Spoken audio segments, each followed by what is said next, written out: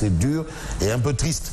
Bon, donc c'est avec beaucoup de tristesse, c'est-à-dire le cœur gros, que nous allons démarrer avec le journal Tribune qui parle de week-end de terreur entre Dakar, Thiès et Louga. Dakar, Thiès, Louga. Et puis on a, ça c'est la route nationale numéro 2. C'est bien ça. Bon, alors, une fille de 4 ans égorgée à Pout, un garçon de 3 ans fusillé à Louga. Erreur de manipulation. Alors, la petite fille tuée et jetée dans une fosse à l'âge de 4 ans. 4 ans. Le chauffeur manipulait le fusil quand le coup est parti. Et finalement, c'est un garçon de 3 ans qui est mort. Et vous avez justement Ousseynou Diémé, dont vous parliez tantôt, Yacine Seck, dans vos titres, de Kekedo qui est finalement décédé. Il a succombé à ses blessures. Donc ça, c'est un peu l'actualité de Tribune ce matin qui évoque un peu la situation qu'on a par rapport au pays. Alors, on reste dans le pays. On a Eliman Pouy, qui est inspecteur des impôts et domaines, qui déclare que l'industrie extractive est la principale source de fuite illicite de capitaux. Et puis on a le ministre de l'urbanisme qui a été l'invité de Birahim Touré, je suppose, voilà, Abdoulaye Seydousso, qui indique qu'avec le projet 100 000 logements, le prix du loyer sera régulé. Ça, c'est un gros problème. Un autre gros problème parmi les gros problèmes, il y a l'emploi des jeunes, le loyer, entre autres. Et ça, quand même, c'est important de s'arrêter là parce que vous avez des gens qui travaillent toute leur vie et qui n'ont même pas de logement, une maison, et qui sont même des locataires jusqu'à la retraite. Donc ça, c'est des problèmes qu'il faut régler. Il y a beaucoup de problèmes. Alors, vous avez emploi et redynamisation de la base. Et là, il s'agit de la mobilisation de l'APR entre Demet, Ngalel et Thiès. Il y a toute une mobilisation. Ils mobilisent tous. Et à Ziguinchor, un peu partout. C'est peut-être en guise de je ne sais pas quoi. Bon, requinquer, peut-être pas. Mais on aura plus tard un fait, un journal qui nous explique que c'est l'histoire qui est en train de se répéter par rapport à ces actes de mobilisation après quand même les échauffourées du mois de mars. Et puis on a Khalifa Ababakar Sall qui bouffe du lion.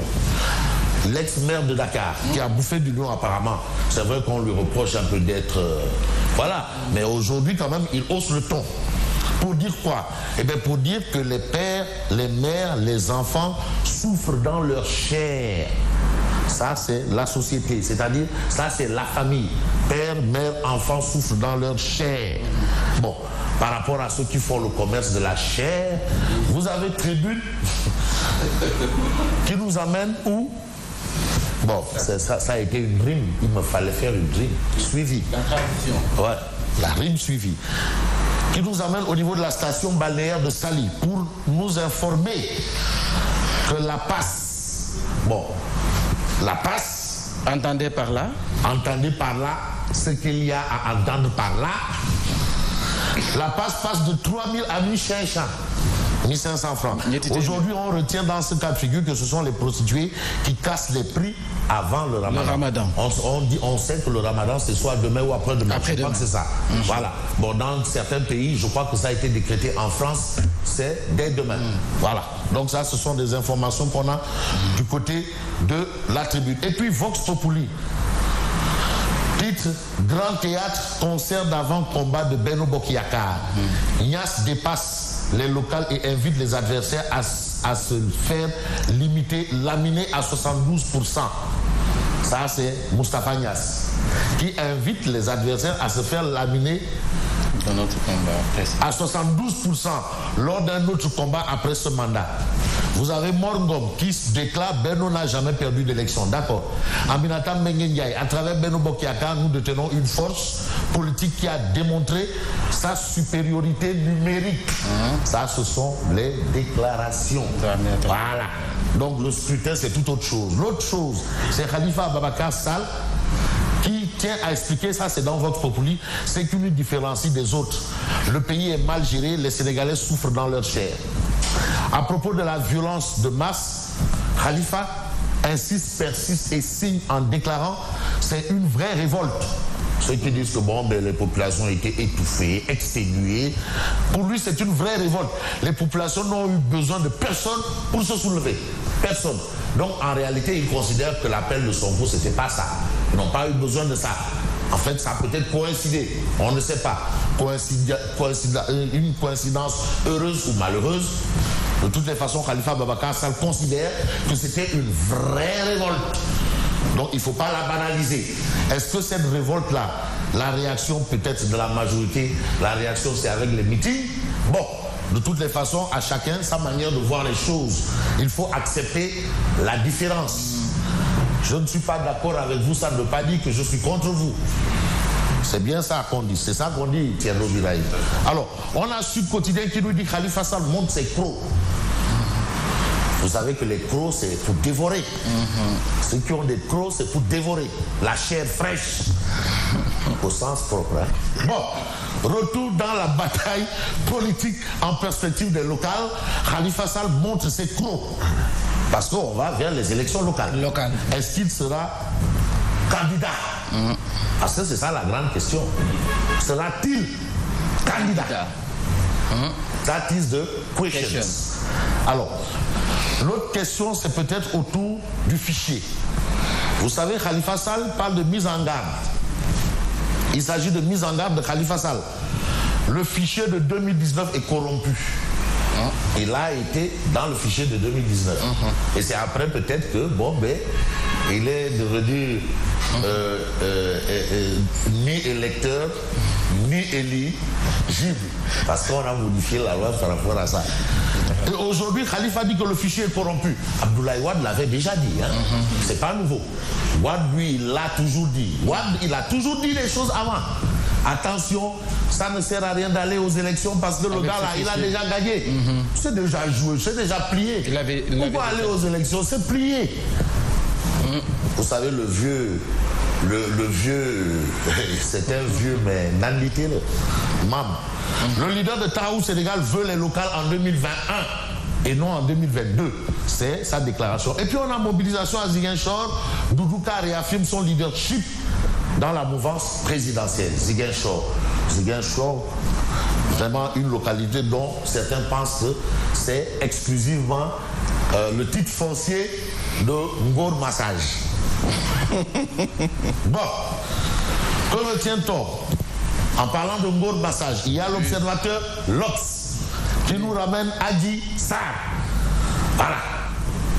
Adji Sarr. Vous connaissez Adji Sarr, non? Oui. Ah ouais, d'accord. Vous la connaissez? Que de nom. Merci Mambaye. Alors, Adji Sarr.